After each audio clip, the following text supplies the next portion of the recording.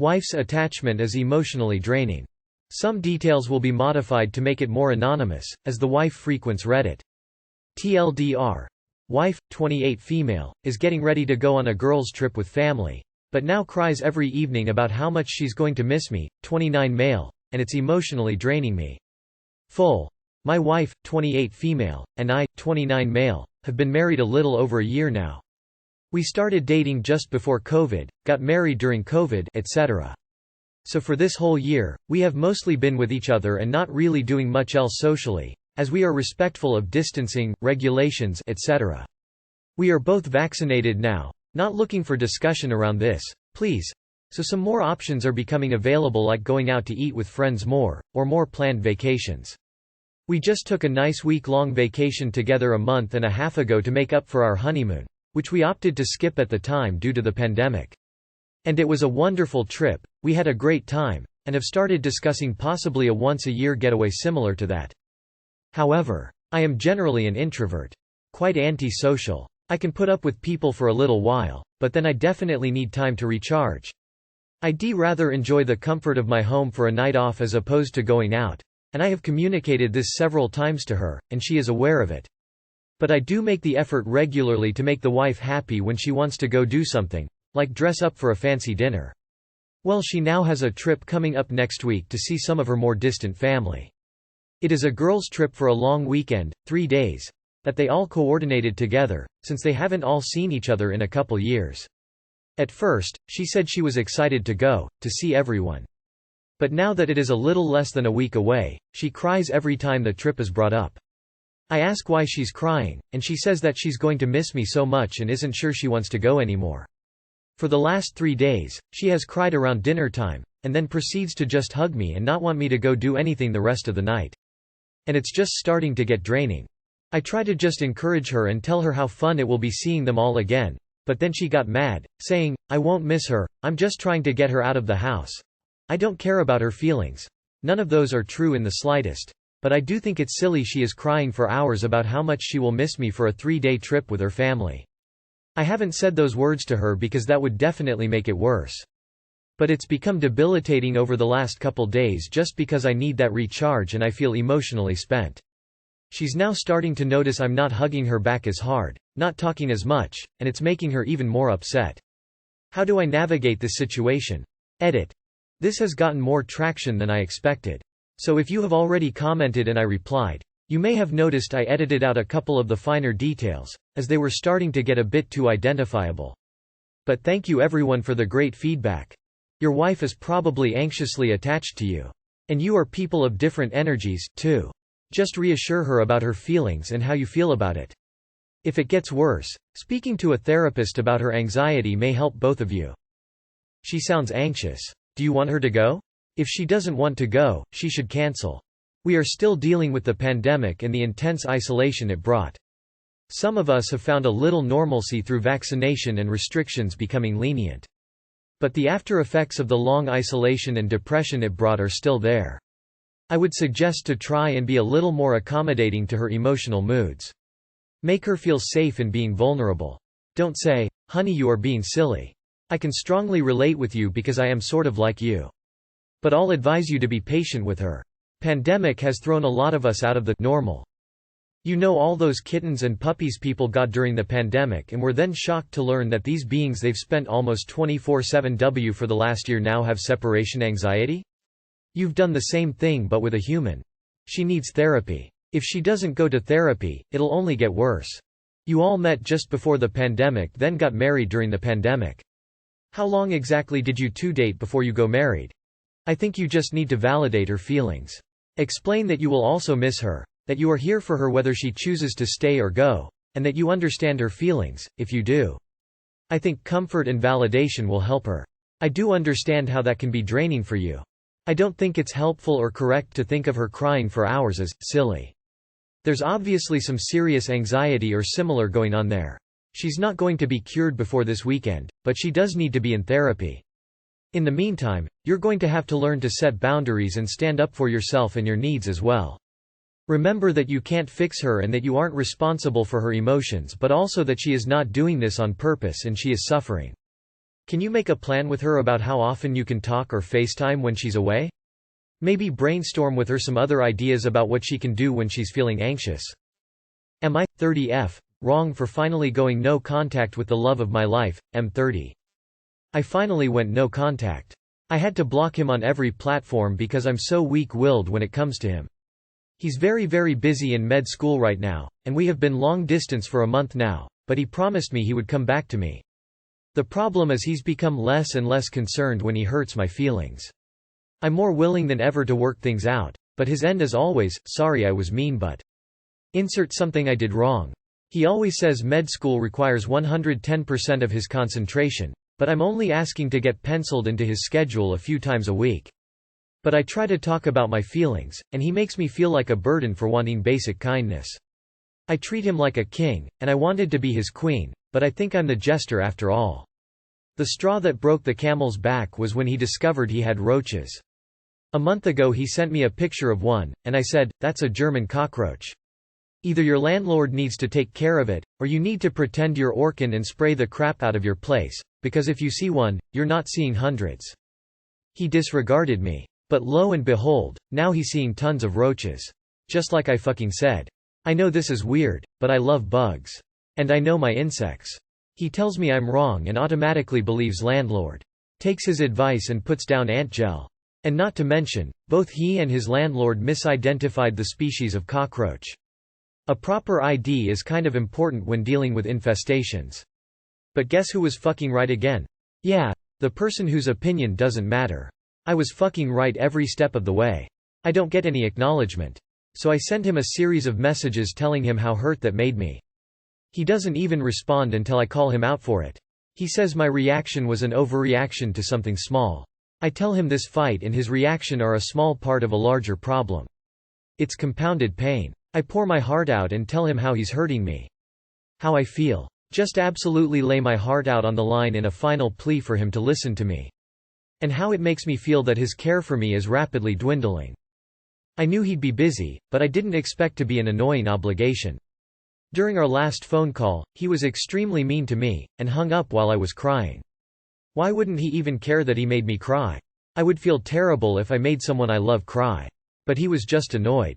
His response was basically, "Whoops, sorry, get over it," so I dropped the other shoe and blocked him on all platforms.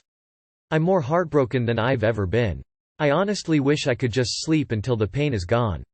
I asked this man to marry me. I would have had his children. The white picket fence was always an illusion. How could I have been so stupid? Too long did not read. I ended my most treasured relationship over a fight about cockroaches. I'm sorry to say, but he probably knows exactly what he is doing, especially if you have flat out told him, and it's just not a priority to him to change his behavior. Saying, "I'm sorry but," is a deflection.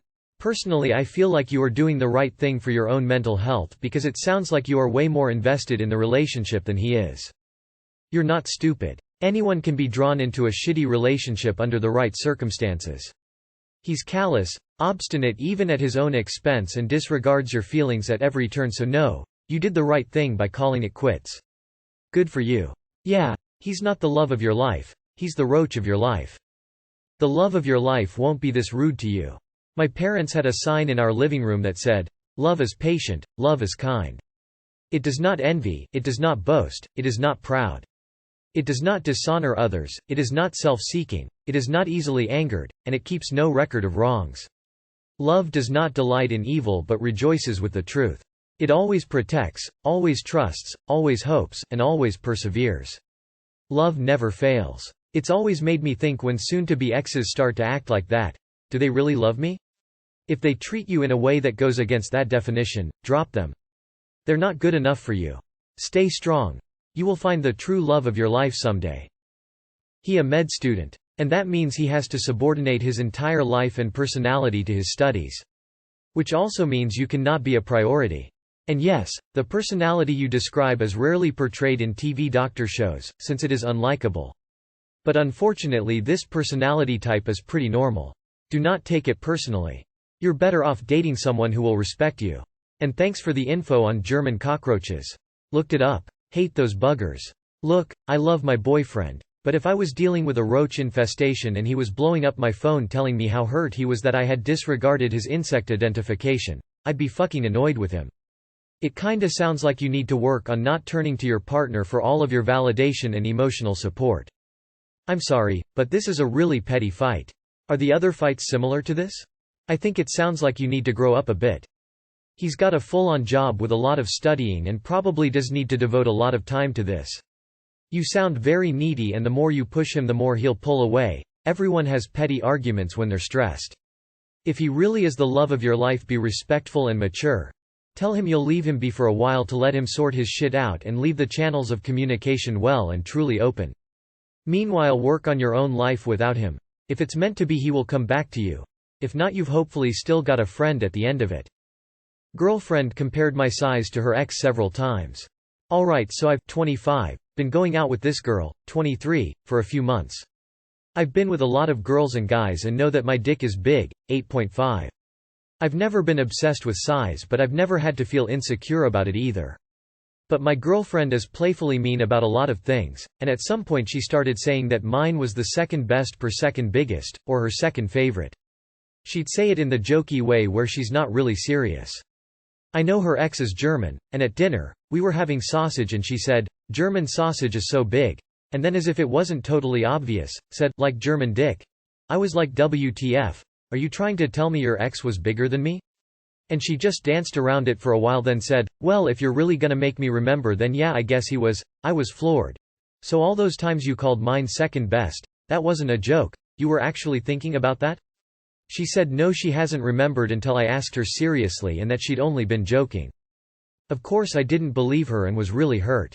She eventually realized I was actually hurt and she apologized, said she'd never say it again, and that she'd never enjoyed sex with her exes and that I was the first guy to make her orgasm, which I think is true based on her reaction when we first had sex and other things she said throughout.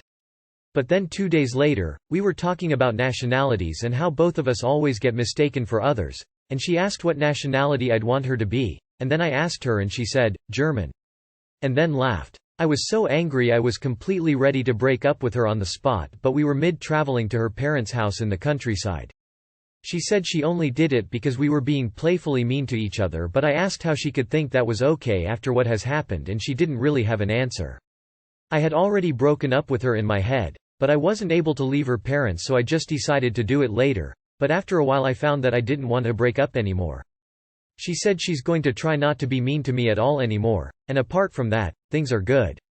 But she's moving away for work for 6 months in 2 weeks and I wish there was more time because even though things seem okay, I really don't know if I can fully get over it. I've had exes with bigger boobs, who are tighter than her, who give better BJs than her, but it doesn't mean I'd rather be with them, so on some level one know I shouldn't be insecure. But still I'd never say that to her, and I don't know what it says about her that she would. Too long did not read. Girlfriend said her ex was bigger numerous times, then didn't learn after we had a big fight over it. You're dating a insensitive, abusive arsehole. You've asked her to stop and she's continued. It's up to you what you do, but personally if my partner kept going out of their war to hurt my feelings and insult me, they'd be shown the door. It sounds like her biggest problem is she's not being playfully mean, she's just being mean. She knows this is a sore spot for you and she's just pressing her thumb into your metaphorical bruise harder and harder each time. It's one thing if her ex's dick was bigger than yours. It's another to bring it up and flatly state it. It's another to keep finding ways to remind you that in her mind you are inferior to this ex. You've broken up with her in your mind. Make it a reality and regain some sanity. This is just rude and short-sighted. How does being playful mean, not just plain mean? How do you not read a room or not know that saying stuff like that is just insecure? It doesn't sound like you are playfully mean back, so why is she so comfortable?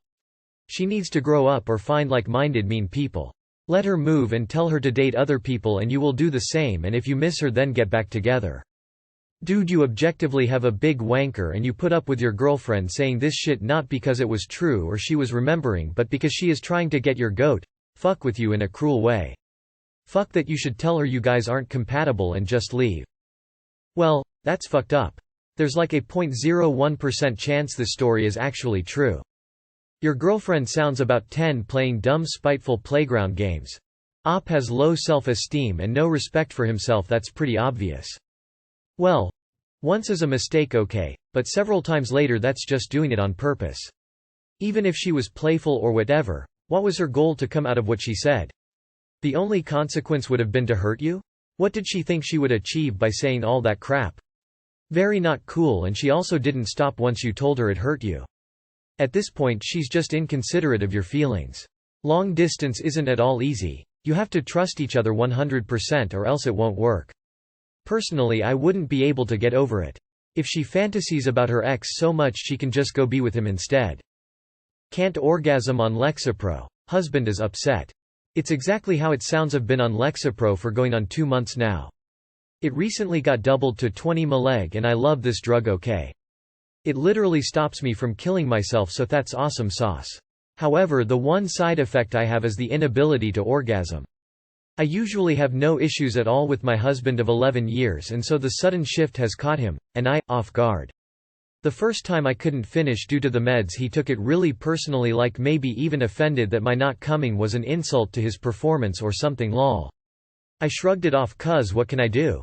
Next day I tried to masturbate in the shower and found it took me like 30 minutes to get anywhere, and it wasn't even great, lol. Any attempt since then has been the same. Now it's been about 2 months and I've given up masturbating. My husband keeps trying when we have sex and I just say I'm sorry but I can't and he gets offended. I've tried to explain to him it's the meds and not him, but he doesn't get it.